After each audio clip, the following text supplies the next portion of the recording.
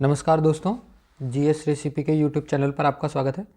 आज हम प्रेसिडेंट के भाग 4 यानी पार्ट 4 के बारे में डिस्कस करेंगे। इसके पहले इसका भाग 1, भाग 2 और भाग 3 अपलोड किया जा चुका है, आप उसको भी जाके देख सकते हैं। तो और हाँ, याद रखिएगा इस वीडियो की पीडीएफ अगर आपको चाहिए तो डिस्क्रिप्शन में दिए गए टेलीग्राम लिंक पर जाकर आप उसको प्राप्त कर सकते हैं। तो शुरुआत करते हैं पहले क्वेश्चन से। पहला क्वेश्चन बोल रहा है कि निम्न में से कौन सी ऐसी शक्ति है जो राष्ट्रपति को प्राप्त है परंतु राज्यपाल को प्राप्त नहीं है। तो ऐसी कौन सी शक्ति है? वह शक्ति है मिलिट्री पावर यानी कि सैन्य शक्ति। ऑप्शन नंबर बी जो है इसका सही जवाब हो जाएगा। भारतीय राष्ट्रपति में सैन्य शक्ति निहित होती है, जबकि राज्यपाल में यह शक्ति जो है वो निहित नहीं होती है। संविधान के अनुच्छेद नंबर 53 के सब क्लॉज बी के अनुसार पूर्वगामी उपबंध की व्यापकता पर प्रतिकूल प्रभाव डाले बिना संघ के रक्षा बलों का सर्वोच्च समादेश जो है वो राष्ट्रपति में निहित होगा और उसका जो प्रयोग है वो विधि द्वारा विनियमित किया जाएगा।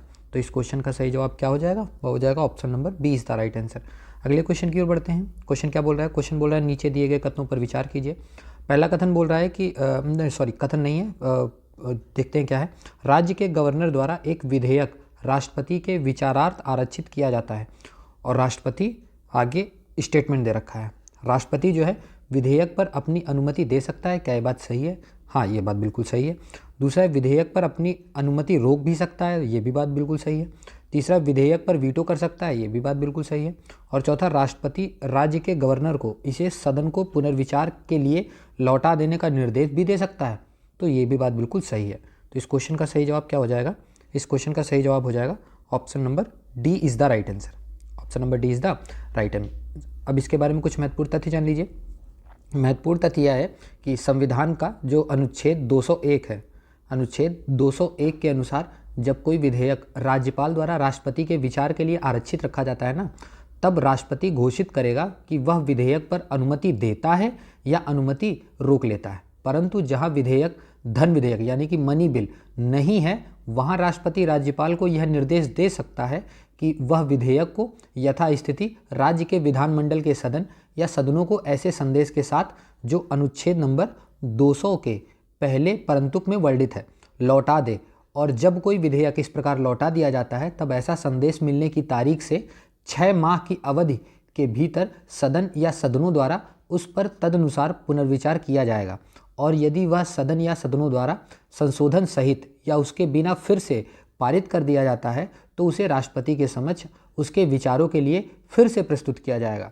इसके बाद इस बात का उल्लेख जो है संविधान में नहीं किया गया है कि राष्ट्रपति विधेयक पर अनुमति देगा या नहीं देगा। फिर भी राष्ट्रपति जो है वो राज्य विधायिका के पुनर्विचारित विधेयक पर सहमति देने के लिए बाध्य नहीं होगा। इस बात को ध्यान रखिएगा। तो इस क्वेश्चन का सही जवाब क्या है? वह है option number D is the right answer. अगले क्वेश्चन की ओर बढ़ते हैं। क्वेश्चन क्या है? क्वेश्चन बोल रहा है निम्नलिखित कथनों पर विचार कीजिए। क्या क्या कथन बोल रहा है? कथन बोल रहा है कि राष्ट्रपति जो है वो मंत्रिपरिषद की सलाह पर राज्यसभा के 12 सदस्यों को नाम निर्देशित करता है। तो क्या ये बात सही है? बिल्कुल, ये बात बिल्कुल सही है। दूसरा कथन है कि राष्ट्रपति के पास सांविधिक निकायों के अध्यक्ष और सदस्यों को नियुक्त करने और पद से हटाने की परम शक्ति है। क्या ये बात सही है? ये बात सही तो नहीं है। तो इस क्वेश्चन का सही जवाब क्या हो जाएगा? वह हो जाएगा option number A is the right answer. Option number A is the right answer. कुछ महत्वपूर्ण तथ्य जान लीजिए। महत्वपूर्ण तथ्य यह है कि संविधान का जो अनुच्छेद नंबर 80 है, अनुच्छेद नंबर 80 के तहत राष्ट्रपति जो है वो मंत्रिपरिषद की सलाह पर साहित्य के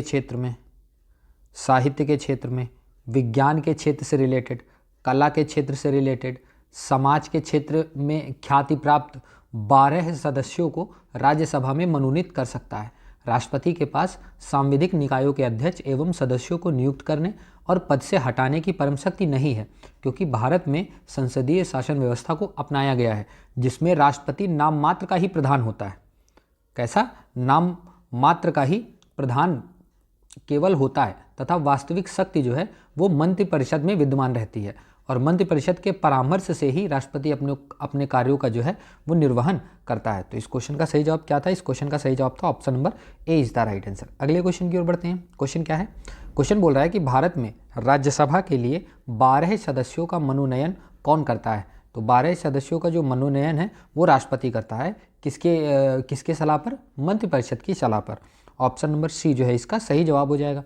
अगले क्वेश्चन की ओर बढ़ते हैं। क्वेश्चन बोल रहा है कि राष्ट्रपति द्वारा राज्यसभा के लिए कितने सदस्यों को मनोनीत किया जाता है। तो वह जो मनोनीत किया जाता है वह 12 सदस्यों को मनोनीत करता है मंत्रिपरिषद की सलाह पर। ऑप्शन नंबर सी जो है इसका सही जवाब हो जाएगा। अगले क्वेश्चन की ओर बढ़ते हैं। क्वेश्चन क्या है? क्वेश्चन बोल रहा है कि राज्यसभा में 12 सदस्यों के मनोनयन के संबंध में निम्नलिखित में से कौन सा कथन सही है, आपको बताना है। पहला कथन है इनको साहित्य एवं समाज सेवा के क्षेत्र में विशेष ज्ञान अथवा व्यवहारिक अनुभव प्राप्त होना चाहिए, तो ये बात बिल्कुल सही है।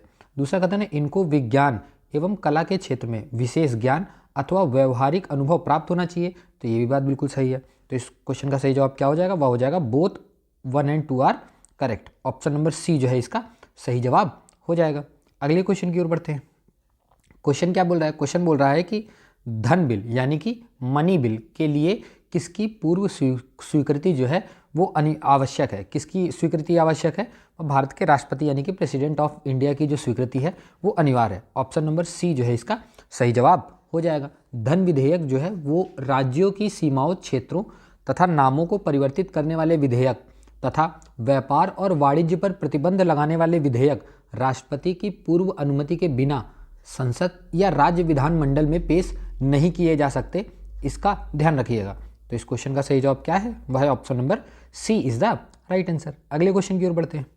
क्वेश्चन क्या है? क्वेश्चन बोल रहा है कि भारतीय संविधान भारत के राष्ट्रपति को अधिकार नहीं देता है। कौन सा अधिकार नहीं देता है? प्रधानमंत्री की नियुक्ति का अधिकार देता है। प्रधानमंत्री की नियुक्ति का जो अधिकार है वो देता है, और राज्यों के मुख्यमंत्री की नियुक्ति का अधिकार क्या देता है? ये अधिकार नहीं देता है। दूसरा है रक्षा बलों का सर्वोच्च कमांडर होने का, ये भी अधिकार देता है।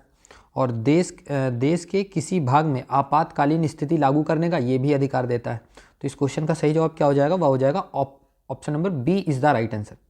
Option number B is the right answer. कुछ महत्वपूर्ण तथ्य जान लीजिए। महत्वपूर्ण तथ्य यह है कि भारतीय संविधान भारत के राष्ट्रपति को राज्यों के मुख्यमंत्री की नियुक्ति का अधिकार जो है वो नहीं देता है। राज्य में निर्वाचन के पश्चात संबंधित राज्य का जो राज्यपाल होता है ना, राज्यपाल, वो बहुमत दल के नेता को मुख्यमंत्री नियुक्त करता है। और ये बात कहाँ बताई गई है? ये बात 164 अनुच्छेद नंबर 164 के सब क्लॉज 1 में ये बात जो है वो बताई गई है। तो इस क्वेश्चन का सही जवाब क्या है? वह है option number B is the right answer. अगले क्वेश्चन की ओर बढ़ते हैं। प्रश्न है कि भारत के राष्ट्रपति को यह अधिकार नहीं प्राप्त है कि वह क्या वह पार्डन यानी कि क्षमादान करे। बिल्कुल सही है, यह अधिकार प्राप्त है। दूसरा, आप डिक्लेरेशन ऑफ इमरजेंसी यानी आपातकाल की घोषणा करें, ये भी बिल्कुल सही बात है, कर सकता है। और अध्यादेश जारी करें 123 के तहत, ये भी बात बिल्कुल सही है। Remove the justice of supreme court, नहीं, ये बिल्कुल मतलब अधिकार नहीं है राष्ट्रपति को। ऑप्शन नंबर बी जो है इसका सही जवाब हो जाएगा। संविधान के अनुच्छेद नंबर 124 के भाग 4 के अनुसार उच्चतम न्यायालय के किसी भी न्यायाधीश को उसके पद से तब तक नहीं हटाया जाएगा जब तक साबित कदाचार या असमर्थता के आधार पर ऐसे हटाए जाने के लिए संसद के प्रत्येक सदन द्वारा अपनी कुल सदस्य संख्या के बहुमत द्वारा तथा उपस्थित और मत देने वाले सदस्यों के कम से कम 2/3 बहुमत, कितना 2/3 बहुमत द्वारा समर्थित समावेदन राष्ट्रपति के समक्ष उसी सत्र में रखे जाने पर राष्ट्रपति ने आदेश नहीं दे दिया है। अनुच्छेद नंबर 72 के तहत राष्ट्रपति को क्षमादान की शक्ति प्राप्त है। अनुच्छेद नंबर 123 के तहत अध्यादेश जारी करने की शक्ति प्राप्त है। और राष्ट्रीय आपातकाल अनुच्छेद नंबर 352 राज्यों में राष्ट्रपति शासन, अनुच्छेद नंबर 356 तथा जो फाइनेंशियल इमरजेंसी वित्तीय आपातकाल अनुच्छेद नंबर 360 की घोषणा जो है वो राष्ट्रपति कर सकता है। तो इस क्वेश्चन का सही जवाब क्या था? वह था option number B is the right answer. अगले क्वेश्चन की ओर बढ़ते हैं। क्वेश्चन क्या है? प्रश्न बोल रहा है कि भारत के राष्ट्रपति से संबंधित निम्नलिखित कथनों में से कौन सा एक कथन सही नहीं है, आपको बताना है। कौन सा कथन सही नहीं है? देखते हैं। वह संसद का एक संगठक का एक भाग है, तो ये बात बिल्कुल सही है, एक भाग है। वह दोनों सदनों की चर्चा में भाग लेता है, ये बात बिल्कुल सही नहीं है, ये बात जो है वो गलत है। तीसरा, वह प्रत्येक वर्ष दोनों सदनों की संयुक्त बैठक को संबोधित करता है, बिल्कुल बात ये सही है। दूसरा है कि वह किन्हीं परिस्थितियों में अध्यादेश लागू कर सकता है, तो ये भी बात बिल्कुल सही है। इस क्वेश्चन का सही जवाब क्या हो जाएगा? वो हो जाएगा option number B is the right answer. कुछ महत्वपूर्ण तथ्य जान लेते हैं। भारत का जो राष्ट्रपति है वो दोनों सदनों की चर्चा में भाग नहीं लेता है, बल्कि वह प्रत्येक वर्ष दोनों सदनों की संयुक्त बैठक को संबोधित करता है।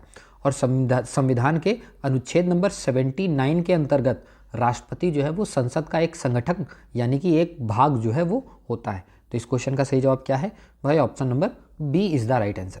अगले क्वेश्चन की ओर बढ़ते हैं।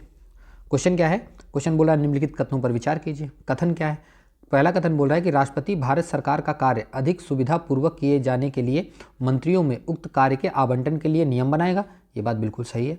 दूसरा, भारत सरकार की समस्त कार्यपालिका कार्यवाहियाँ प्रधानमंत्री के नाम से की हुई कही जाएंगी। ये बात बिल्कुल गलत है, ये राष्ट्रपति के नाम की कही जाएंगे। तो इस क्वेश्चन का सही जवाब क्या हो जाएगा, वह हो जाएगा केवल एक सही है, दूसरा जो है वो गलत है। Option number A is the right answer. संविधान का जो अनुच्छेद नंबर 77 है, 77 का जो भाग 3 है, इसके अनुसार राष्ट्रपति जो है वो भारत सरकार का कार्य अधिक सुगमतापूर्वक किए जाने के लिए और मंत्रियों में उक्त कार्य के आवंटन के लिए नियम बनाएगा। ये एक बात कही गई है। और इसी अनुच्छेद 77 के भाग 1 के अनुसार भारत सरकार की समस्त कार्यपालिका कार्यवाही राष्ट्रपति के नाम से हुई की कही जाएगी, वो प्रधानमंत्री के नाम से नहीं कही जाएगी। तो इस क्वेश्चन का सही जवाब क्या है, वह है option number A is the right answer. अगले क्वेश्चन की ओर बढ़ते हैं। क्वेश्चन क्या है, क्वेश्चन बोल रहा है कि निम्नलिखित में से किसकी नियुक्ति भारत के राष्ट्रपति जो है वो करते हैं। भारत के महान्यायवादी यानी कि अटॉर्नी जनरल ऑफ इंडिया, इसकी नियुक्ति राष्ट्रपति करते हैं। Controller and auditor general of India यानी कि नियंत्रक एवं महालेखा परीक्षक, इसकी भी नियुक्ति राष्ट्रपति करता है, बिल्कुल सही बात है। तीसरा है राज्य के राज्यपाल की नियुक्ति, इसकी भी नियुक्ति राष्ट्रपति ही करता है। तो डी ऑप्शन सही हो जाएगा, वो सबकी नियुक्ति राष्ट्रपति ही करता है। Option number D is the right answer. Bharat के राष्ट्रपति द्वारा महान्यायवादी, इसकी जो कि जिनका उल्लेख अनुच्छेद नंबर 76 में किया गया है, नियंत्रक और महालेखा परीक्षक, जिसका कैग जिसको बोलते हैं ना, कैग, इनका उल्लेख जो है अनुच्छेद नंबर 148 में किया गया है, तथा राज्यपाल जिसका मतलब वर्णन जो है वो अनुच्छेद नंबर 155 में जिनका किया गया है, इनकी नियुक्ति जो है वो भारत के राष्ट्रपति द्वारा की जाएगी। महान्यायवादी भारत का प्रथम विधि अधिकारी होता है। कौन अधिकारी होता है, विधि अधिकारी होता है। वह संसद की कार्यवाही में भाग लेता है पर उसे मत देने का अधिकार जो है वो प्राप्त नहीं है। तो इस क्वेश्चन का सही जवाब क्या था, वह था option number D is the right answer. अगले क्वेश्चन की ओर बढ़ते हैं। क्वेश्चन क्या है, क्वेश्चन बोल रहा है कि निम्नलिखित में से किसकी नियुक्ति भारत के राष्ट्रपति द्वारा नहीं की जाती है। ध्यान देखिएगा, नहीं की जाती है वो आपसे पूछ रहा है। पहला, अनुसूचित जातियों तथा जनजातियों के लिए एक विशेष अधिकारी की नियुक्ति राष्ट्रपति करता है, बिल्कुल सही बात है। भाषाई अल्पसंख्यकों के लिए विशिष्ट अधिकारी, इनकी नियुक्ति राष्ट्रपति करता है, बिल्कुल सही बात है। स्पीकर ऑफ लोकसभा, लोकसभा के अध्यक्ष की नियुक्ति क्या राष्ट्रपति करता है, तो ये बात बिल्कुल गलत है, इसकी नियुक्ति राष्ट्रपति नहीं करता है। भारत के महान्यायवादी, इनकी नियुक्ति राष्ट्रपति करते हैं। तो सही जवाब क्या हो जाएगा, वह हो जाएगा option number C is the right answer. अब महत्वपूर्ण तथ्य जान लीजिए, लोकसभा अध्यक्ष की जो नियुक्ति है वो राष्ट्रपति द्वारा नहीं की जाती है। लोकसभा सदस्यों में से ही लोकसभा अध्यक्ष का निर्वाचन होता है, जबकि शेष सभी की नियुक्ति जो है, ये 3 नाम है, 1 2 3, ये इन तीनों की नियुक्ति जो है वो राष्ट्रपति करता है। इस क्वेश्चन का सही जवाब क्या था, वह था option number C is the right answer. अगले क्वेश्चन की ओर बढ़ते हैं। क्वेश्चन क्या है, क्वेश्चन बोल रहा है कि निम्न में से कौन सा संवैधानिक विशेषाधिकार राष्ट्रपति का नहीं है। क्या बोल रहा है, राष्ट्रपति का नहीं है। देखते हैं कौन सा नहीं है। साधारण बिल को पुनर्विचार हेतु लौटाना, बिल्कुल राष्ट्रपति का विशेषाधिकार है, संवैधानिक विशेषाधिकार है ये सही हो जाएगा। वित्तीय बिल को पुनर्विचार हेतु लौटाना, कई बात सही है, नहीं ये बात जो है बिल्कुल गलत है, इसको वापस नहीं कर सकता है। लोकसभा को भंग करना, बिल्कुल राष्ट्रपति कर सकता है। अपॉइंटमेंट ऑफ प्राइम मिनिस्टर, बिल्कुल राष्ट्रपति कर सकता है। सही जवाब क्या हो जाएगा, इसका सही जवाब हो जाएगा option number B is the right answer. अब कुछ महत्वपूर्ण तथ्य जान लीजिए। महत्वपूर्ण तथ्य है कि वित्त विधेयक यानी कि मनी बिल जो है वो राष्ट्रपति की सहमति से ही पेश किया जाता है, और वित्त विधेयक को पुनर्विचार हेतु लौटाना जो है वो राष्ट्रपति का संवैधानिक विशेषाधिकार नहीं है। तथा अन्य विकल्प ये जो तीनों दे रखे हैं ना, साधारण बिल को पुनर्विचार हेतु लौटाना, लोकसभा को भंग करना और प्रधानमंत्री की नियुक्त करना, ये सब जो है वो राष्ट्रपति के संवैधानिक विशेषाधिकार में आता है। इस क्वेश्चन का सही जवाब क्या हो जाएगा, वो हो जाएगा option number B is the right answer. अगले क्वेश्चन की ओर बढ़ते हैं। क्वेश्चन क्या है, क्वेश्चन बोल रहा है कि संविधान के निम्नलिखित अनुच्छेदों में से किस एक के अंतर्गत संघ की कार्यपालिका शक्तियां जो है वो राष्ट्रपति में निहित है। तो किसके तहत निहित है, वो निहित है अनुच्छेद नंबर 53 के तहत। ऑप्शन नंबर सी जो है इसका सही जवाब हो जाएगा। भारतीय संविधान का जो अनुच्छेद नंबर 53 है, 53 का जो भाग 1 है, इसके अनुसार संघ की कार्यपालिका जो है, कार्यपालिका शक्ति जो है वो राष्ट्रपति में निहित होगी और वह इसका प्रयोग इस संविधान के अनुसार स्वयं या अपने अधीनस्थ अधिकारियों द्वारा करेगा। इस प्रकार भारत का राष्ट्रपति संघ की कार्यपालिका शक्ति का प्रधान जो है वो होता है। तो इस क्वेश्चन का सही जवाब क्या था, बताओ। Option number C is the right answer. अगले क्वेश्चन की ओर बढ़ते हैं। क्वेश्चन क्या है, क्वेश्चन बोल रहा है कि संघ की कार्यपालिका शक्ति जो है वो निहित होती है। कार्यपालिका शक्ति किसमें निहित होती है, वो निहित होती है राष्ट्रपति में। ऑप्शन नंबर बी जो है इसका सही जवाब हो जाएगा। ऑप्शन नंबर बी जो है इसका सही जवाब हो जाएगा। अगले क्वेश्चन की ओर बढ़ते हैं। अगला क्वेश्चन बोल रहा है कि भारत में कार्यपालिका का अध्यक्ष जो है वो कौन होता है। भारत में कार्यपालिका का जो अध्यक्ष होता है वो राष्ट्रपति होता है। ऑप्शन नंबर बी जो है इसका सही जवाब हो जाएगा। अगले क्वेश्चन की ओर बढ़ते हैं।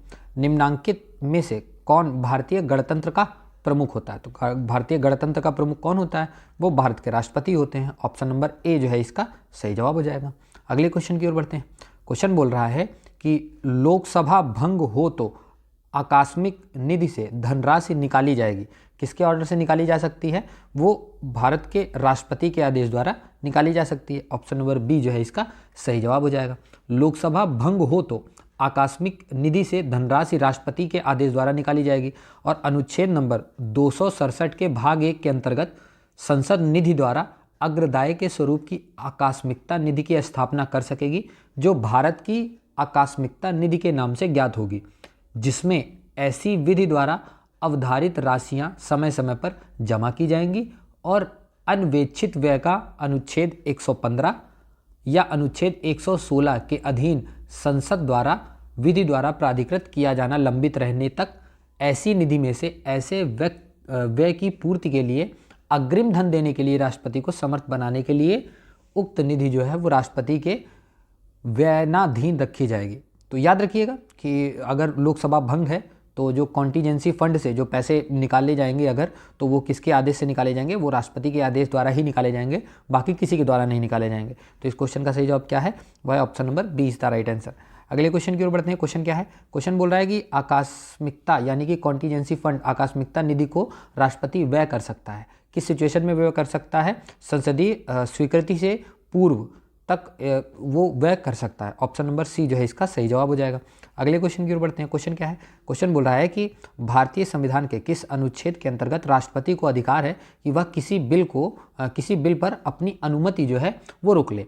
तो कौन से अनुच्छेद के अंतर्गत, अनुच्छेद नंबर 111 के अंतर्गत। ऑप्शन नंबर डी जो है इसका सही जवाब हो जाएगा। संविधान के अनुच्छेद नंबर 111 के अनुसार संसद द्वारा पारित कोई विधेयक तभी अधिनियम बनता है जब राष्ट्रपति उसे अपनी सहमति दे देता है, और विधेयक को राष्ट्रपति के समक्ष प्रस्तुत करने पर पहले नंबर पे वह विधेयक पर अपनी स्वीकृति दे सकता है अथवा विधेयक पर अपनी स्वीकृति को सुरक्षित भी रख सकता है, और तीसरा वह विधेयक यानी कि धन विधेयक मनी बिल को छोड़कर संसद के पुनर्विचार हेतु भेज सकता है।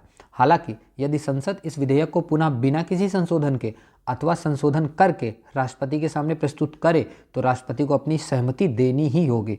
तो इस क्वेश्चन का सही जवाब क्या हो जाएगा, वह हो जाएगा option number D is the right answer. अगले क्वेश्चन की ओर बढ़ते हैं। क्वेश्चन क्या है, क्वेश्चन बोल रहा है कि निम्नलिखित में से किस भौगोलिक क्षेत्र को अनुसूचित क्षेत्र घोषित करने का संवैधानिक अधिकार जो है वो किसको है। तो ये जो संवैधानिक अधिकार है वो राष्ट्रपति को है। ऑप्शन नंबर डी जो है इसका सही जवाब हो जाएगा। किसी भौगोलिक क्षेत्र को अनुसूचित क्षेत्र घोषित करने का संवैधानिक अधिकार जो है वो किसको है, वो राष्ट्रपति को ही प्राप्त है, और राष्ट्रपति को संबंधित राज्य के राज्यपाल के साथ परामर्श करके किसी अनुसूचित क्षेत्र के क्षेत्रफल को बढ़ाने या घटाने या सीमाओं को बदलने या नामों को बदलने का अधिकार जो है वो प्राप्त है। तो इस क्वेश्चन का सही जवाब क्या हो जाएगा, वो हो जाएगा option number D is the right answer. अगले क्वेश्चन की ओर बढ़ते हैं। क्वेश्चन बोल रहा है कि यह निश्चित करने का अधिकार कि कौन सी जाति अनुसूचित मानी जाएगी निम्नलिखित को प्राप्त है। यह किसको प्राप्त है, तो यह जो है वो प्रेसिडेंट को अधिकार प्राप्त है। ऑप्शन नंबर डी जो है इसका सही जवाब हो जाएगा। भारतीय संविधान का जो अनुच्छेद नंबर 341 का भाग 1 के अनुसार राष्ट्रपति को किसी राज्य या संघ राज्य क्षेत्र के राज्यपाल से परामर्श करके उस राज्य या संघ राज्य क्षेत्र जाति को अनुसूचित जाति घोषित करने का अधिकार प्राप्त है, अनुच्छेद नंबर 341 के भाग 1 के अंतर्गत। तो इस क्वेश्चन का सही जवाब क्या था, बताओ option number D is the right answer. अगले क्वेश्चन की ओर बढ़ते हैं। क्वेश्चन बोल रहा है कि नीचे दो कथन दिए गए, कथन और कारण दिए गए हैं, आपको बताना है। पहला है कि रक्षा बलों का सर्वोच्च अधिकारी राष्ट्रपति में निहित है, बिल्कुल सही बात है, और प्रधान सेनापति की हैसियत से राष्ट्रपति की शक्तियाँ विधायी नियंत्रण से स्वतंत्र हैं, तो ये बात बिल्कुल गलत है। दूसरी बात गलत हो जाएगी, तो इसका सही जवाब क्या हो जाएगा, वह हो जाएगा option number C. Option number C इसका सही जवाब हो जाएगा। रक्षा बलों का जो सर्वोच्च समादेश है वो राष्ट्रपति में निहित होता है, बिल्कुल सही बात है। अनुच्छेद नंबर 53 के भाग 2 में वह भारतीय सशस्त्र सेनाओं का सर्वोच्च कमांडर होता है। क्या होता है? सर्वोच्च कमांडर होता है। किंतु संविधान का यह उपबंध करता है कि उसका प्रयोग जो है वो विधि द्वारा, किसके द्वारा? विधि द्वारा विनियमित होगा। इसका यह अर्थ हुआ कि राष्ट्रपति को युद्ध या शांति की घोषणा करने या रक्षा बलों को अभिनियोजित करने की शक्ति जो है वो प्राप्त है, किंतु संसद विधि द्वारा इन शक्तियों के प्रयोग को विनियमित या नियंत्रित जो है वो कर सकती है। ठीक है, तो इस क्वेश्चन का सही जवाब क्या था? इस क्वेश्चन का सही जवाब था option number C is the right answer. अगले क्वेश्चन की ओर बढ़ते हैं। क्वेश्चन क्या है? क्वेश्चन बोल रहा है कि भारतीय सशस्त्र सेनाओं का सर्वोच्च कमांडर जो है वो कौन होता है? तो मैंने अभी आपको बताया था सर्वोच्च कमांडर कौन होता है? वह होता है राष्ट्रपति। ऑप्शन नंबर ए जो है इसका सही जवाब हो जाएगा। अगले क्वेश्चन की ओर बढ़ते हैं। क्वेश्चन बोल रहा है कि भारत के संविधान के अनुच्छेद 103 के तहत राष्ट्रपति लोकसभा सदस्यों की निहिरताओं से संबंधित किसी भी प्रश्न पर कोई निर्णय देने से पूर्व निम्नांकित में से किसकी राय जो है वो लेगा? किसकी राय इसको ये लेगा? वो इलेक्शन कमीशन की राय लेगा, निर्वाचन आयोग। ऑप्शन नंबर बी जो है इसका सही जवाब हो जाएगा। और यह बात बताई कहाँ गई है? यह बात जो है वो अनुच्छेद नंबर 103 के भाग 1 के तहत यदि प्रश्न उठता है कि संसद के किसी सदन का कोई सदस्य अनुच्छेद 102 के भाग 1 में वर्णित किसी निहरता से ग्रस्त हो गया है या नहीं, तो वह प्रश्न राष्ट्रपति को विनिश्चय के लिए निर्देशित किया जाएगा और उसका विनिश्चय जो है अंतिम होगा। और अनुच्छेद नंबर 103 के भाग 2 के अनुसार ऐसे किसी प्रश्न पर विनिश्चय करने के पहले राष्ट्रपति निर्वाचन आयोग की राय लेगा और ऐसी राय के अनुसार जो है वो कार्य करेगा। तो इस क्वेश्चन का सही जवाब क्या है? वह option number B is the right answer. अगले क्वेश्चन की ओर बढ़ते हैं। क्वेश्चन क्या है? क्वेश्चन बोल रहा है कि भारतीय संविधान के अंतर्गत आपातकाल घोषित करने की शक्ति जो है वो निम्नलिखित में से किसे प्रदान की गई है? यह जो शक्ति है वो राष्ट्रपति को प्रदान की गई है। ऑप्शन नंबर बी जो है इसका सही जवाब हो जाएगा। भारतीय संविधान में आपातकाल घोषित करने की शक्ति जो है वो राष्ट्रपति के पास दी गई है। और राष्ट्रपति जो है वो 3 प्रकार के आपातकाल की घोषणा कर सकता है। पहला अनुच्छेद 352 के तहत राष्ट्रीय आपातकाल, दूसरा अनुच्छेद 356 के तहत राज्यों में राष्ट्रपति शासन, और तीसरा अनुच्छेद 360 के तहत वित्तीय आपातकाल जो है वो राष्ट्रपति लागू कर सकता है। तो इस क्वेश्चन का सही जवाब क्या था? वह था option number B is the right answer. अगले क्वेश्चन की ओर बढ़ते हैं। क्वेश्चन क्या है? क्वेश्चन बोल रहा है कि यदि भारत का राष्ट्रपति किसी विशिष्ट राज्यों के संबंध में भारत के संविधान के अनुच्छेद 356 के अंतर्गत उपबंधित अपनी शक्तियों का प्रयोग करे तो क्या होगा? तो राज्य सूची के विषय पर विधि निर्माण की शक्ति संसद अपने हाथ में ले लेती है। ऑप्शन नंबर सी जो है इसका सही जवाब हो जाएगा।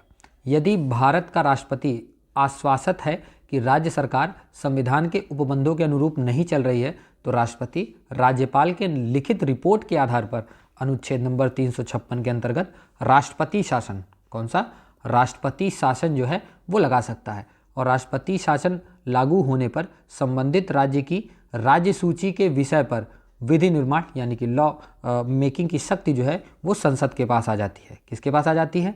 संसद के पास आ जाती है। तो इस क्वेश्चन का सही जवाब क्या था? वह था option number C is the right answer. अगले क्वेश्चन की ओर बढ़ते हैं।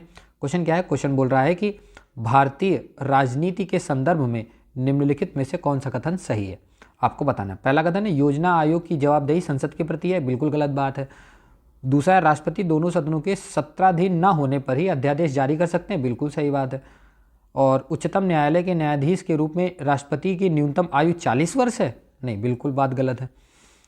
और राष्ट्रीय विकास परिषद यानी कि नेशनल डेवलपमेंट काउंसिल NDC में केंद्रीय वित्त मंत्री और सभी राज्यों के मुख्यमंत्री होते हैं, तो ये भी बात बिल्कुल गलत है। तो क्वेश्चन का सही जवाब क्या हो जाएगा? वह हो जाएगा option number B is the right answer. योजना आयोग का जो पदेन अध्यक्ष होता है ना, वह प्रधानमंत्री होता है। कौन होता है? वह प्रधानमंत्री होता है। और संसद के सत्र में न रहने पर राष्ट्रपति को अनुच्छेद नंबर 123 के अंतर्गत अध्यादेश जारी करने की शक्ति प्राप्त है। इसका प्रभाव वही होगा जो संसद विधि द्वारा बनाती है, लेकिन संसद के सत्र में आने के 6 सप्ताह, कितना? 6 सप्ताह के अंदर इसका अनुमोदन जो है वो जरूरी होता है। तो इस क्वेश्चन का सही जवाब क्या था? वह था option number B is the right answer. और आज के अंतिम प्रश्न की ओर बढ़ते हैं। अंतिम प्रश्न क्या बोल रहा है? अंतिम प्रश्न है कथन और कारण से रिलेटेड है। संघीय कार्यपालिका का मुखिया जो है वो भारत का राष्ट्रपति होता है, बिल्कुल सही बात बोल रहा है ये। और इसका कारण दे रहा है कि राष्ट्रपति की शक्तियों की कोई सीमा नहीं है, नहीं, ये बात बिल्कुल गलत है। तो इस क्वेश्चन का सही जवाब क्या हो जाएगा? इस क्वेश्चन का सही जवाब हो जाएगा option number C is the right answer. तो ये जो सीरीज चल रही है कैसी लग रही है आपको, प्लीज़ कमेंट सेक्शन में लिख के बताइएगा और वीडियो को लाइक करिए और चैनल को सब्सक्राइब करिए। धन्यवाद।